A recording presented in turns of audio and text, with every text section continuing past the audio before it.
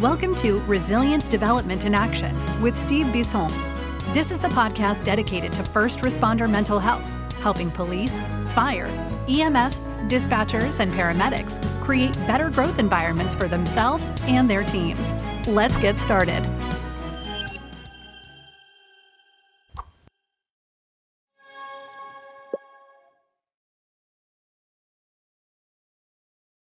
Well, hi, everyone, and welcome to this. Will come out in April, but we're recording in February, and we tried to record in January, and every single time we've had a snow emergency in the state of Massachusetts. So we haven't been able to go studio. So I suggested let's do Zoom again one more time with this great group of guys that you guys have met before many, many times. And it's the Mental Men. I want to welcome Dennis, Chris, Bob, Andrew, and Pat. How you doing, guys? Hey. Good, Steve. Oh, thanks. Thank you.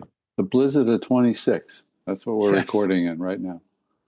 And that's what is going to be a great memory. And, you know, the whole loss of Canada in hockey twice will fade away by the time this comes out. But I really, what's interesting is that I hadn't had the Mental Men in a while, and we're looking at May and singularly in May to record because we're going to get screwed either way if we do through hurricane season or blizzard season. But we will go back to the studio. I promise everyone's going to see that because that's something I wanted to do. I know everyone's been introduced quickly before, but let's do it again just in case we have some new viewers. And if you are new, please like and subscribe to my channel, Resilience Development in Action. So, Dennis, you want to go a quick intro? Hi, Dennis Sweeney, LMHC. I have a private practice and primarily focus on addiction and recovery, but it's a general mental health practice. Always happy to see Dennis. I still have your office, Dennis. It's almost the same as it used to be, so I'm keeping it clean. Chris, your turn. My name is Chris Gordon. I am a psychiatrist. I am 99% retired, but for many years I was very active in community psychiatry, and it's still very close to my heart. And as we did in pre-interview, I'd be remiss if I didn't mention that in Massachusetts, the police and state police have been trained on mental health. Thank you to Chris Gordon and Sarah Abbott for pushing that a few years ago, and it's happening right now. So thanks, Chris. Bob, your turn. Hi, my name's Bob Cherney. I'm a clinical psychologist and also a licensed alcohol and drug counselor. I have a private practice at this point. But like Chris, I spent, 24 years in community mental health in addition to my private practice, and I enjoyed all of it. It's a matter of, so at this point, I'm semi-retired and still enjoying a couple of days a week in the work. So. And Bob still does my therapy every couple of months at the Depot Street Tavern in Milford, Mass. Shout out. I don't get any money for this, but if you want to send money, please do. Andy, your turn. Hey, Andy Kang, LICSW, trained under all of these fine gentlemen here on the screen. Have also a private practice specializing in addiction and recovery, also working with professionals on those issues, and more recently, a mental health advocate with the courts. So been doing more of that work lately. Oh, I'll be very interested in hearing more about that. That's a very important job. Pat, you're last, but not least. I'm Pat Rice. I'm a licensed mental health counselor, and I've done just about everything in dual diagnosis, institutional work, medical institutions, academic institutions. I'm in a limited private practice now, and I do forensic work for some of the courts and for the registry of motor vehicles often. And I do, in my private work, it's mostly around spiritual development and end-of-life things and a lot of grief and loss, family grief, family loss. But I also have helped people to die, actually. And it's about as interesting and sacred a path as I found in this profession. So, and the guy below me on my screen, Dennis, is the guy that trained me. So send all the complaints to him, please. Welcome, gentlemen. And, I also would be remiss to not let people know that I contacted Pat last week, actually, because I was going to an AA meeting where one of my clients got his 10-year coin.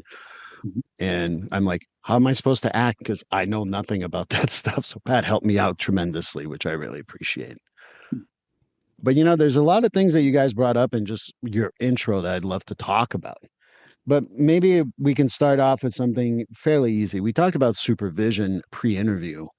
And one of the things that we mentioned here, and again, please write to us if you have any questions, but we have definitely seen a shift from supervision being something that's really readily available in our mental health world and even into the policing world sometimes, that has changed tremendously to turning to other people and mostly AI to get some of that support. So I don't know where you want to start about supervision, how it used to be and how it is, but I think that there's been such a significant shift because I knew and I still know that tomorrow morning I have a problem with a case. All the gentlemen's on this screen, I can call them up and say, hey, listen, I need a quick consult. And there's no like ifs, ands, or buts about it. And now I get a lot of younger people who come in and contact me and say, Steve, I'm sorry to bother you. And I'm like, what do you mean bothering me?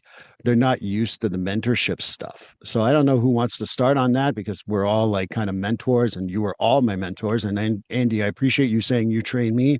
I think we've been mutual support for many years. So I don't think that there's one over the other. Thank you, though. So where do you see the shift? Where do you think that, like we were talking about how you guys all worked together for a long period of time in a specific hospital, and you had kind of like that going all the time, and now it's changed. And Pat says that Pat, you said earlier that when we were privately talking that someone who works at a particular place had to call you for support and supervision. I used to pay for my own supervision while I was actually getting supervision. I couldn't get enough of it. And because of the nature of dual diagnosis, it's complex at the very least. And I needed a lot of help with the substance abuse piece came more naturally to me.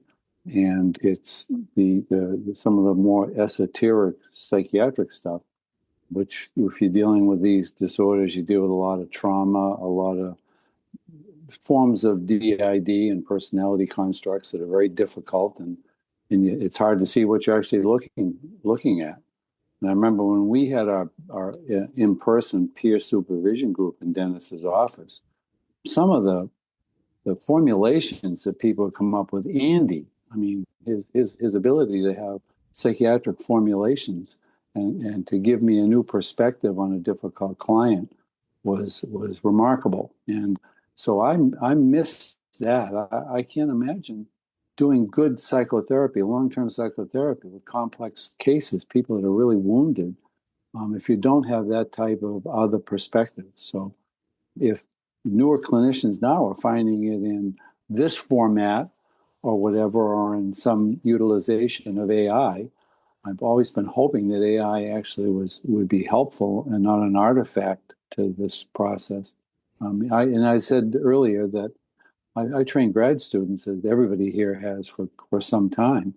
And I still have students that call me up periodically with questions, the ones that are doing clinical stuff often.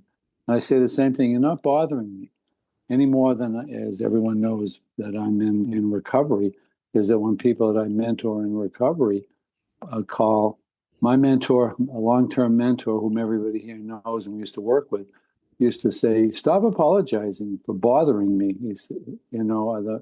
The spirit of this is that we help somebody else by asking them to help us. We teach most what we need to learn. And at the very least, if you're calling me up and you're all in a dither, I'm really grateful I'm not in a dither anymore, so you're helping me. But I'm hopeful that I've taught every student I had, be jealous of supervision, get your own network. I've talked about this group. It's not just men. We had a co-ed group. I still see people that, the part of that. We get together regularly just to connect. But often it is more of a mutual supervision society or network. I just can't imagine doing this work well without it. That would be my point. Yeah, I tell everybody, sorry to interrupt, but thank you, Pat, for that compliment. I tell anybody who is a young clinician that you must have your own therapist and you must have your own supervisor. If you have to pay for it or, get it somehow, you have to get it. The good news is that you can actually write that stuff off if you're a private practitioner and get some money back on both of those things because they are part of the job. And it is very difficult to do this job in isolation, if not impossible. And you need those additional eyes. The thing about using assisted supervision or other things that AI might be providing is that it's lacking maybe the fundamental piece of supervision itself, which is the connection with your supervisor. And an AI can only regurgitate what it takes out of all of the words that have ever been said on the internet. And it can't create anything original, which is what a person can do. A person can hear your interpretation of a story, of a narrative, and add to that and give you something that's deductive from what you're providing that's additional. I think an AI has trouble doing that, and you see that in the product. When I'm talking to someone, as we go through the conversation, as we go through this podcast, we evolve our conversation. It goes to places that we didn't expect, and we learn new things from that. I just think that the supervision relationship has that potential every time, and I don't know if an AI is going to be able to do that. No, there's a lot of points you're making that I agree with. The AI can be beneficial to your practice in certain ways, but will not be helpful in other ways, which is absolutely true. Talking to a human being is so important. And the reason why I jumped in here is that I remember really, like, when I worked on the crisis team, I remember our work, but when I was on the crisis team, I would still apologize, even though Chris was on call at 2 o'clock in the morning to consult with a case. And Chris would be like, "Don't apologize. Tell me what's going on." And if I went too fast, Chris would always go to me, "Steve, take your time. Tell me slowly," because we had another psychiatrist and love her too, but for her, the presentation had to be 30 seconds and let's make a decision. So with Chris, it was like more thoughtful, more like analytical. And he brought me the points of views that I never thought of. And Chris, I don't know if you have anything to add to that, but I want to give you that little bit of thank you for teaching me in that way too. Thank you, Steve. As I'm listening, I'm reflecting on all the years of this work. And it seems to me that there are two skill sets that we want to foster and nurture in young clinicians. And the first has to do with crisis management. That was also always my first love. I loved working in emergency rooms. I felt like a person in crisis is in some ways not at their A game because they're really stressed. But at the same time, there's the potential for openness. And it's also a situation in which a little love goes a long way. So just not being an asshole is a tremendous step in the right direction, and it opens up tremendous possibilities. So I think, especially for our first responder colleagues, they're doing an impossible job, but at the same time, we want them to remember they're doing a sacred job. And there's the potential for real growth and planting seeds and creating positive change. So that's one set of skills. The second set of skills, which is in some ways a lot more difficult, is when the crisis is over and the person is looking back on their life and can see that there's a lot of trouble, a lot of misery, and how do we foster change? How do we create a relationship in which the recurrent patterns in the person's life can actually be replaced by something new and different? And that is a beautiful part of the art of our work. And that's where, in both situations, supervision is absolutely essential, because the in my experience at least, the changing deep-seated patterns becomes possible when the person feels deeply, deeply understood, heard, held, understood. And that is a great art.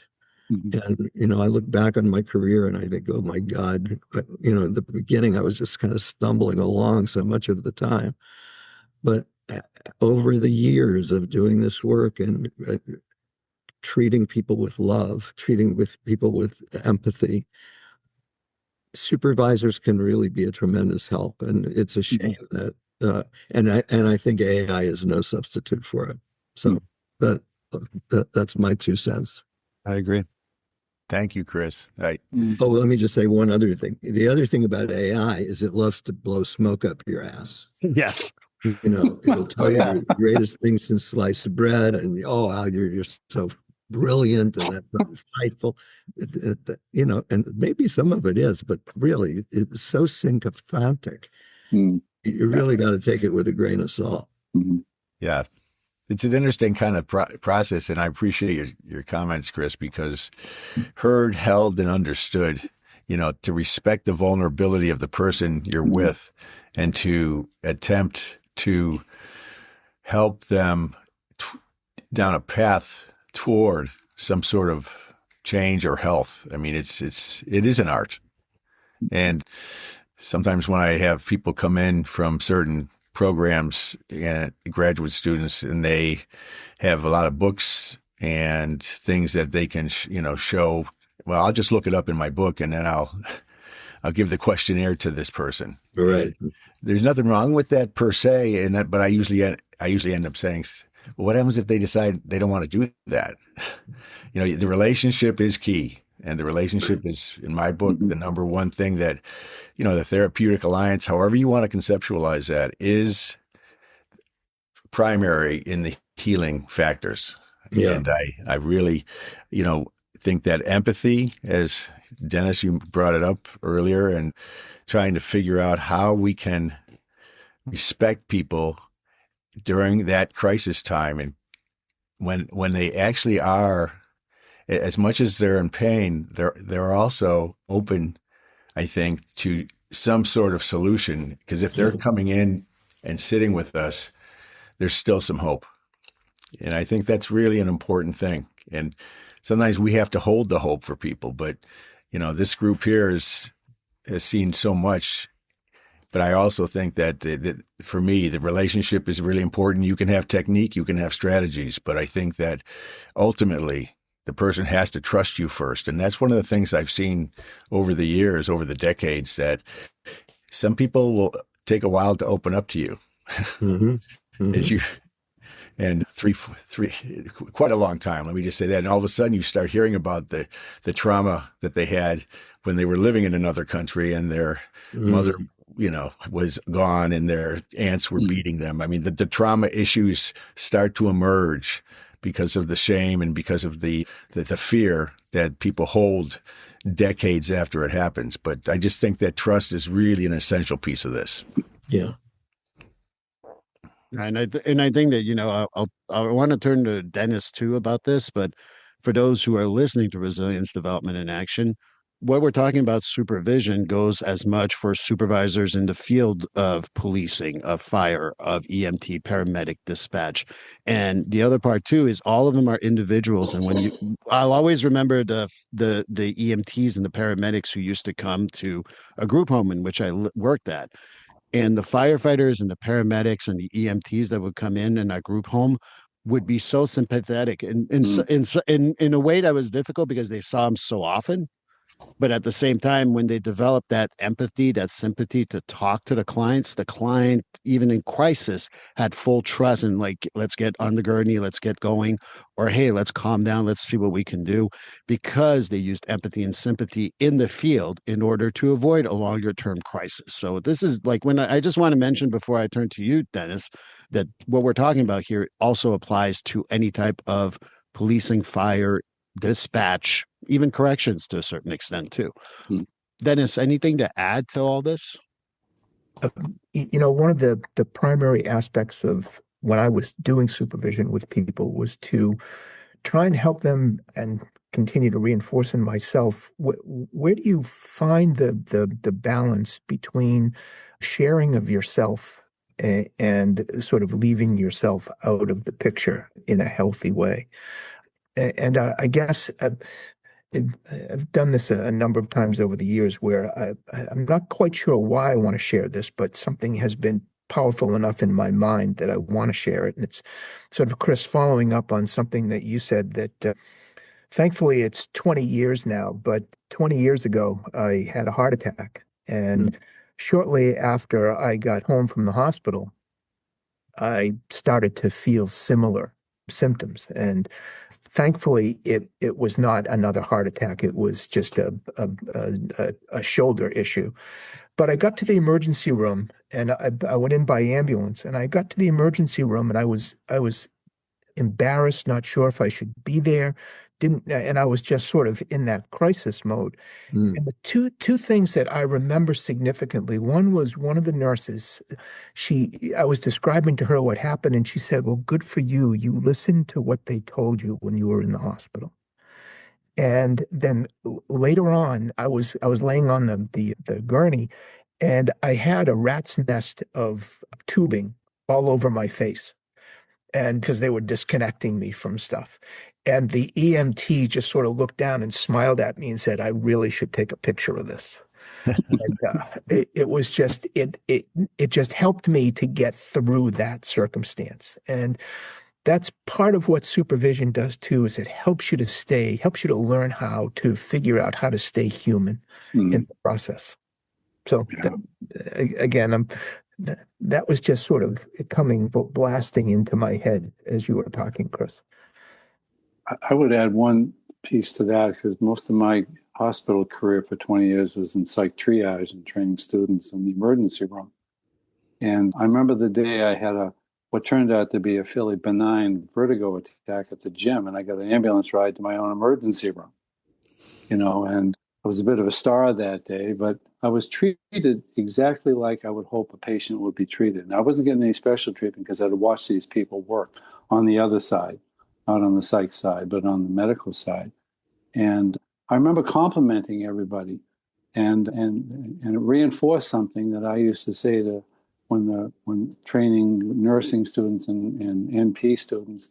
When the really bright ones at the end, I'd say, "Any more questions?" And they generally ask, "When I don't know what to do next, what's the go-to thing? When I really want to be helpful, but I don't know what to do." And all I could think to say was, just be kind. Kindness. You're going to meet people on the worst day of their lives, and family members on the worst day of their lives. Now, I was trained by, as you all know, by a chaplain. So I had the pastoral care chip in me, and did a lot of that work actually as well. But I remember how kindly I was treated. And in an emergency room situation, some kind soul that brings you a warm blanket, oh my goodness, there is nothing better. But they do it, they just know. They know how to comfort measures at that point, that they're treating a human being that has some symptoms, not a constellation of symptoms. And back in the day, I've seen attendings that were saying in the hallway to their gaggle of interns and residents, and "We're going to go into 308 and see the gallbladder." Yeah. To which I was leaving, having talked to the woman that had the gallbladder. I said, "No, that's Mrs. Smith. She's the one with the gallbladder." And I remember one student behind the attending, the student just went like this one, like, whoa. But I always try to I'll say this last thing, is that in my recovery fellowship, there is one line that is spoken relating to online meetings. And it says that whether it's online or in person, what we do is we speak the language of the heart in all its power and simplicity. And when I heard that the first time, I said, that's what I've been trying to teach, is that we're treating people that are wounded and vulnerable. And if I'm going to have any chance to make an alliance with them, Chris's words were beautiful. They have to be respected and held, and it is sacred work that we do. I've always felt that. I think I've been able to communicate that. But on the other hand, I used to get treated all the time in my own emergency room. because that was the nearest one to where I lived. And I always got the same kind of care I always hoped that I would give. And so I think that's a good paradigm. If it treat people like you'd like to be treated, it's the oldest one. And I try to teach my students. The second rule of my mentor was the silver rule after the golden rule, and that was to treat yourself as nice as the people you really love. And sometimes I think your advice is extremely wise. Be kind above all else. all else. And I also would just share that as I look back over my career, I feel like one of the skills that I developed over time was the ability to find strengths in the other person. You know, as clinical professionals, we're trained to find problems. And to formulate problems. But it's the strengths that we can find in the other person that are the building blocks of alliance. And if it takes a little humor or a blanket, those are wonderful. But also recognizing that somebody who's really difficult from their own point of view, they're practicing a kind of integrity, and being able to join with the healthy part, the strength part of the other person is absolutely key. And I think that's what you used to bring to me when I consulted with you. What are the strengths of this human being? What are the strengths that you can do? Because when you start on a crisis team, you know certain things, but you don't know what you don't know. And for me, I thought that the goal of the crisis team is to put everyone in a hospital, which apparently it's not. And obviously nowadays I try to avoid the hospital as much as I can for my clients, for anyone I know, because we want to keep them in the community. And that's a lot of the Chris and what I learned from that agency that really comes through. Now I'm going to throw a nice little grenade here, because I want to do it on purpose, because this happens to first responders, certainly happened on the crisis team. And we saw this in community mental health. And I know this is a dirty term for some people, but I'm going to do it anyway. What do we do with these frequent flyers who don't want the help? And if you go on YouTube, I put quotations here. They don't want the help. Why are we going to treat them like humans? They've been here 20 times. They've been here 15 times. They've been through 17 clinicians. I'm throwing a grenade purposely, because this is something that happens both in our field and in the first responder world. So I don't know who wants to take this grenade and try to diffuse it, but go ahead. So what comes to mind, Steve, is that I remember an experience when I was doing inpatient addiction and recovery. Person had come in it was approximately his 100th detox. And the person stayed sober from that point on.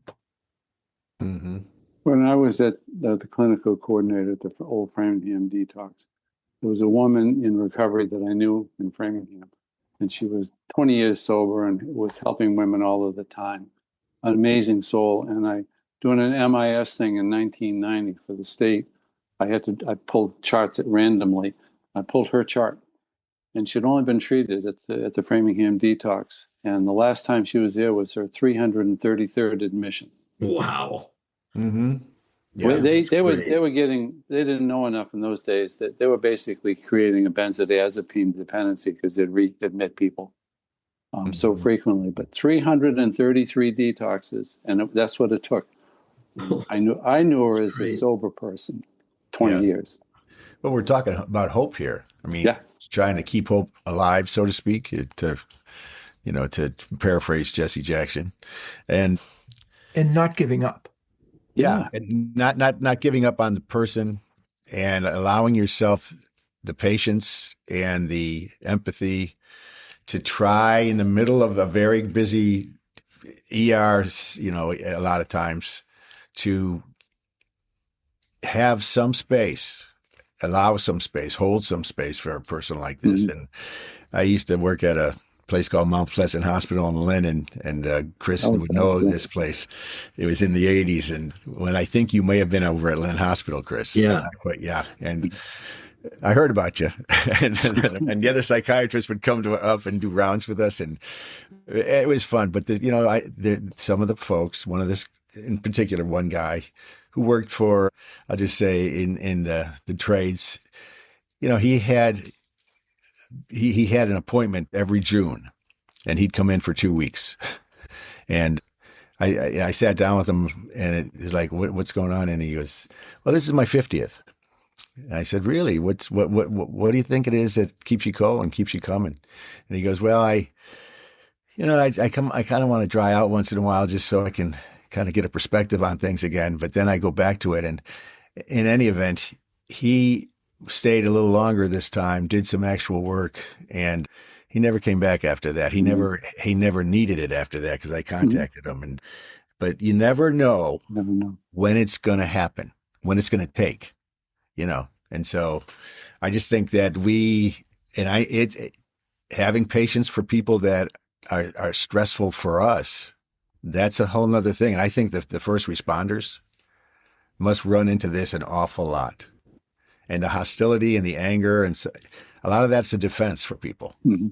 But we have the luxury as therapists of being able to sit with it and examine it, explore it, and maybe get underneath it with the person. But they don't, from what I can tell. They've got to manage and try to contain. And I think that must be awfully difficult. And I give them all the credit in the world. I'd also like to make a comment, though, about the frequent flyer thing, because language like that is really fucking toxic. Mm-hmm. And it is one of the things I loved about working at Advocates is we had the Advocates Way, which was not followed universally, but at least set out the philosophy that we're going to treat everybody with deep respect. Mm-hmm. And the terms like frequent flyer, they just drive me crazy. And when somebody says it, you don't want to call them out in public and embarrass them, and et cetera. But when terms like that are not responded to, it just creates more toxicity.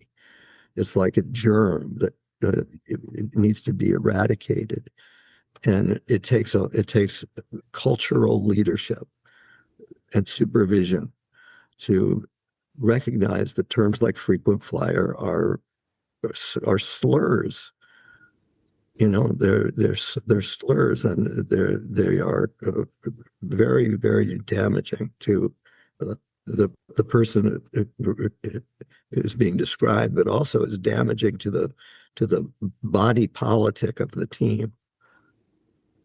It's dehumanizing. Yes. To your point earlier, Chris, about staying human and being able to relate to a person, once you've labeled them such a term, you've already created a distance and a separation that now you have to gulf, and you've created potentially distrust in that person. Somebody who's repeatedly showing up is showing up. Mm-hmm. I'm glad you're here. Mm-hmm. Because maybe this is the time. Mm-hmm.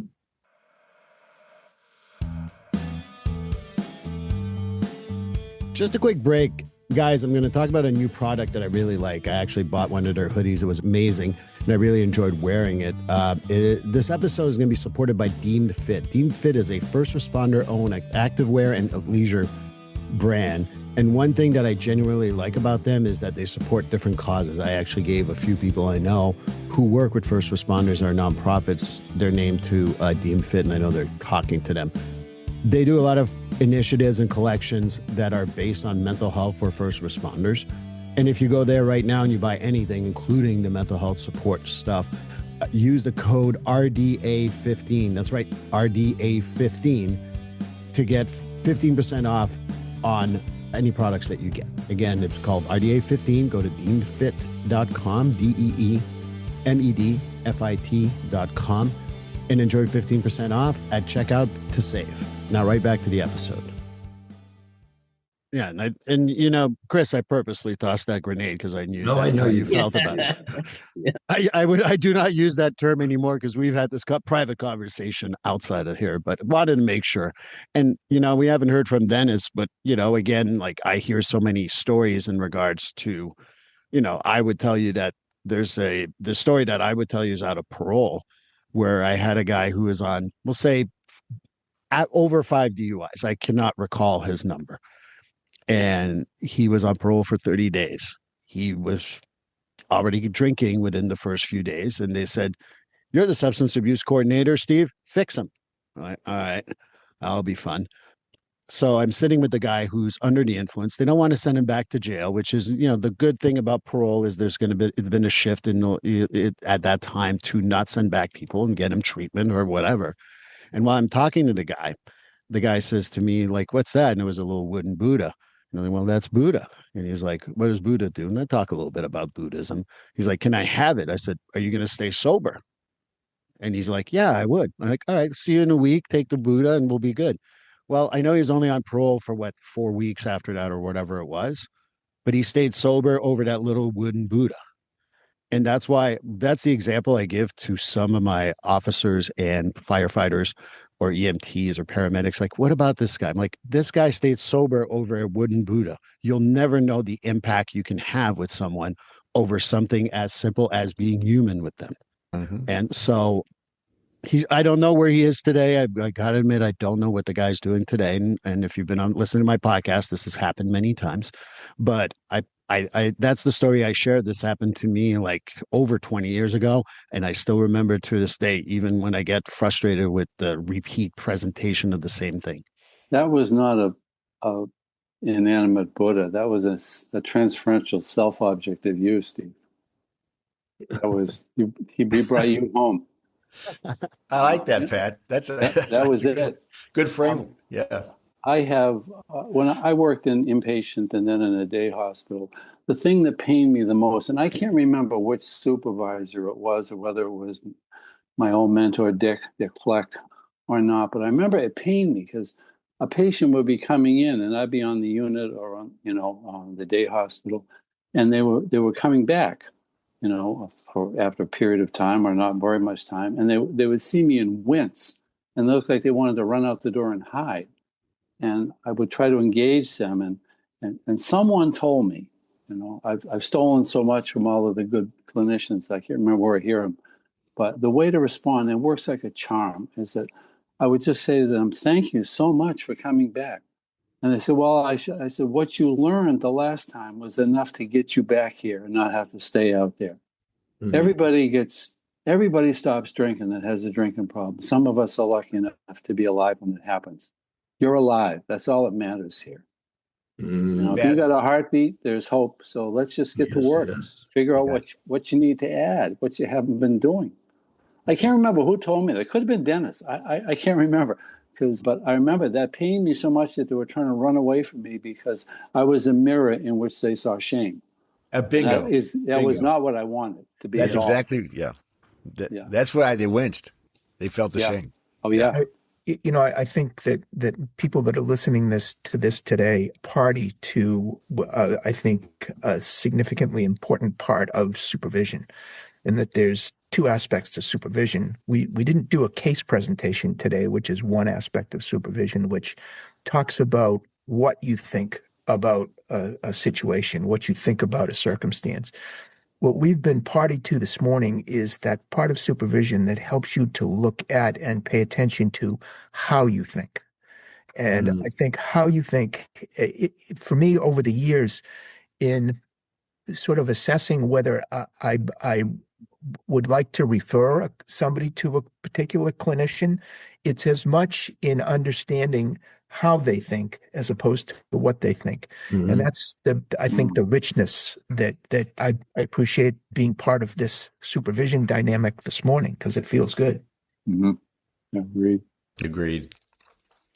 And I think that's what it is too, is that one of the aspects that you didn't mention about supervision that I absolutely love about this group is that I don't have any filter in regards to what's going on. I don't worry about what I'm going to say is right or wrong. I'm looking for feedback. And if I'm wrong, it's not done in a judgmental way or in a mean way. It's done in a, like, Steve, maybe think about this or whatever.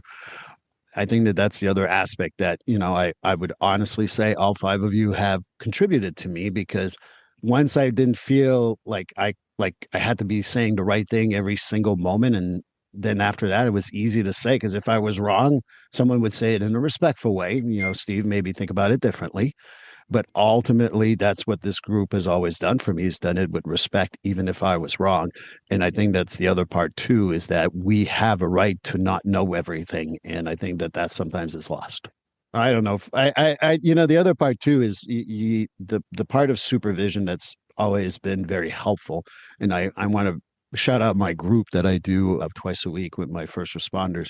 There's two rules in the group. We can't repeat anything that's said in the room, which is, standard.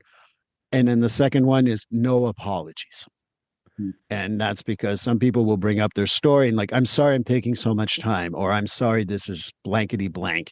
And I would be like, and it's funny because all the group members who have been there for any like amount of time, as soon as someone apologizes, it becomes like almost aggressively, stop apologizing. And I like that because this is exactly right. It's like we have a problem, we struggle with something, we got to be able to say it without apologies because there's nothing wrong with having an issue. That issue of trust, I keep on thinking about it in the context of the first responders and what they are encountering, not only in their day-to-day work, but within the, and through the media of like, how are first responders being treated? What is the threat to them above and beyond the people that they're trying to help or trying to contain is the word that comes to my mind, but it's really just, we're trying to figure out a way to get to a point where this is not a danger anymore. And Steve, you may probably know this as well as anybody, but it must be an awfully hard thing when you're going to work and you're trying to, what's this day going to be like? You have no idea. And I'd be interested comments. I'll make the point right now, and you guys can react to it. One of the things I did a presentation for another hospital in the area, and they asked me, what's the one thing you want the public to know about our first responder world? And I said, here's the easy one. If we see someone who happens to be black steal a car and we say all black people steal cars, we would be sacrificed. We would be judged for saying that. A cop does something wrong, whether it's ICE or anything else in Minneapolis, why is the cop in Millis, Mass being treated like crap? Mm-hmm. He didn't do anything, but that's the same discrimination, in my opinion, that we give to the police, that we say, no, we can't do that to anybody else, but them, that's fine. And I think that that's one of the things you talked about, Bob. And I really think that maybe if I can turn it to you guys, but that's, to me, that's like this the same amount of discrimination, and they face it all the time. And, imagine having a job. We talked about AI quickly earlier. Imagine having a job where you go to any call and there's a camera in your face every single time. Never mind some of those who have the body cameras. It's an amount, and we don't have that pressure in mental health. We don't have that pressure in pretty much any other job than having them, maybe a casino dealer. I don't know. But ultimately, what I'm saying to you is that what's your reaction when I say something like it's the same type of discrimination, it's just a different point of view? Well, you're lumping everyone into one basket, so to speak, who is in that group, whether or not it's race, religion, any kind of ethnicity or culture, and you're just making an assumption that they're all alike, and that's impossible. It's not only impossible; it's demeaning, and it's oversimplifying, and it's basically creating a rift between your feelings about them and overgeneralizing it, and that's something that we do a lot in this country. I think too much. But and not just our country, but so how do we get past that? How do we start to help people understand that? And that's going to take some time, I think. Well, I think it's the same problem as the labeling, the frequent flyer label, in that you're creating this division and this separation, and just the way that a first responder has to accept that their patient is a human being and treat them accordingly, the first responder is also a human being, must be treated accordingly. And if you reduce that to an individual basis, it's not hard to see or do. But when you scope out into a police force or a movement or something, now broad generalizations get applied, but individuals feel that. And so, but bringing humanity, bringing to each individual person is actually not that hard. And it's, I think, built into all of us to do that. It's all this noise that needs to be filtered out. And maybe this is sort of full circle from where we started about AI and social media and other things that influence us to carry these opinions that are not useful face to face. They're not useful one to one. And that's how I think that's a good way to know whether you're on the right track or not. Would I do this face to face? Would I say that to this person if they were right in front of me? If the answer is no, then that's telling you something. I think the full circle moment that I've experienced with that, and I can relate to all of that, and it's all truth, is I had a recent obsession. Is that somewhere in the first of the year, I came across the monks marching for peace. And I became obsessed with it. That's a fair statement because I was watching it every day, just watching these gentle people going and attending to everyone along the way. 20 miles a day.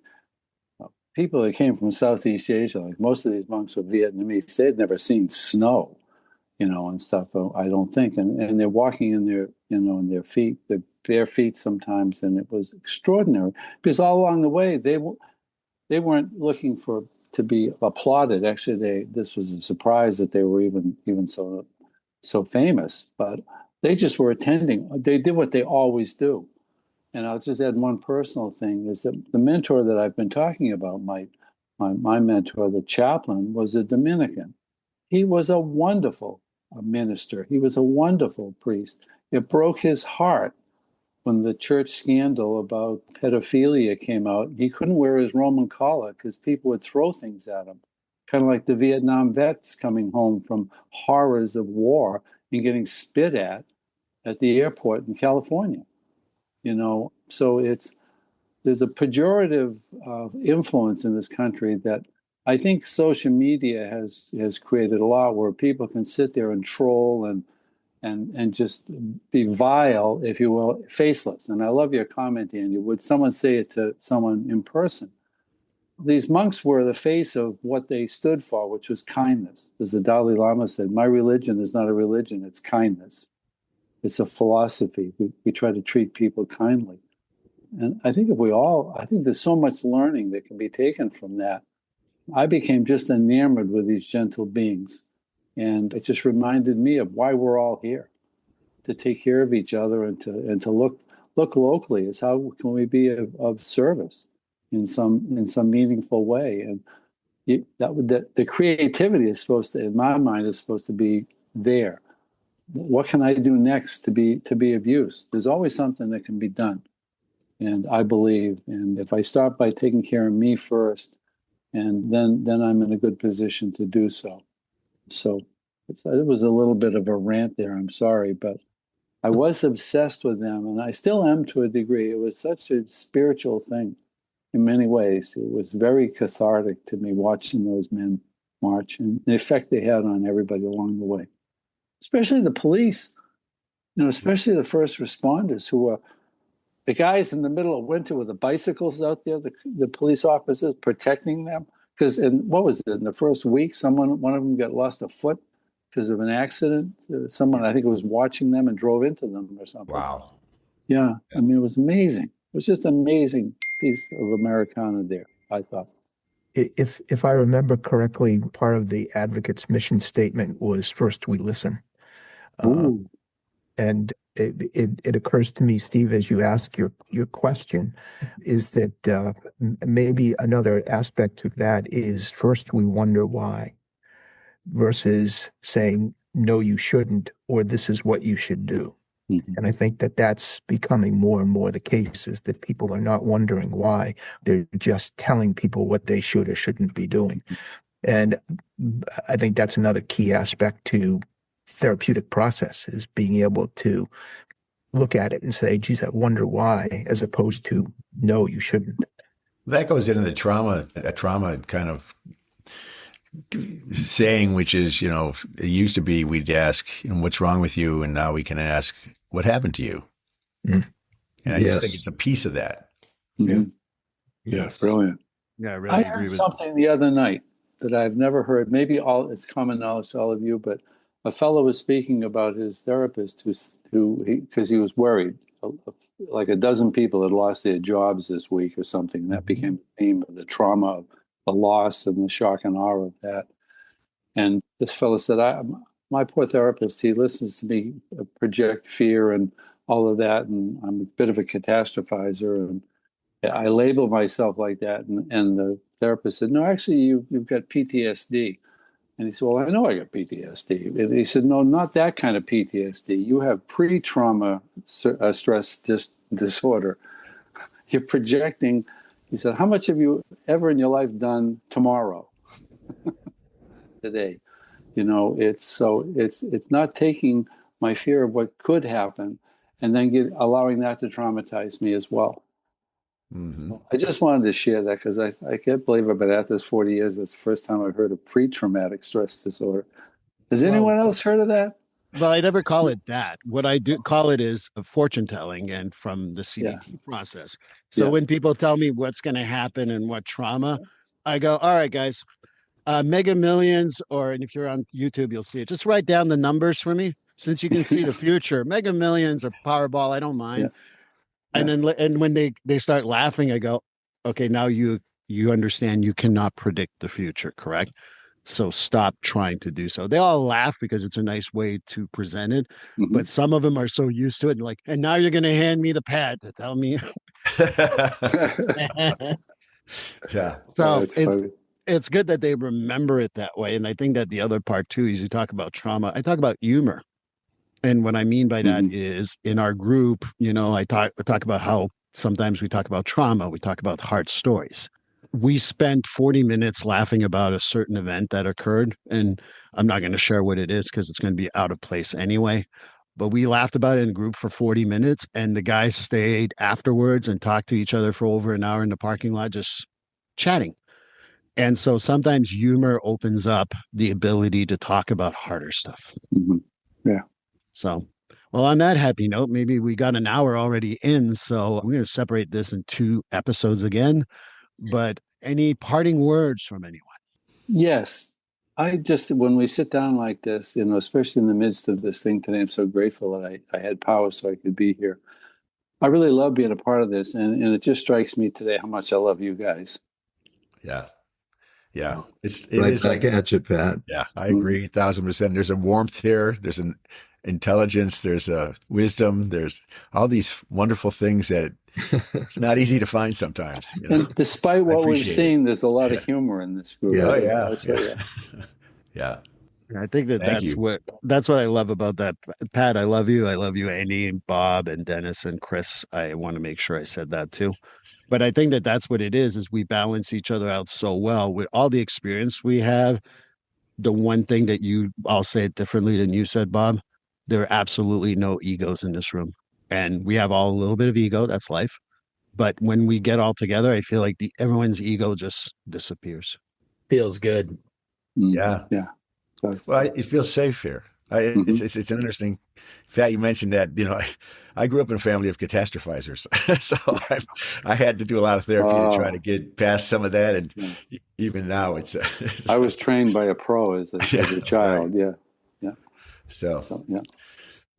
Well, I want to thank everyone for coming again. And we're going to get a small window in May, and we're going to absolutely do this again.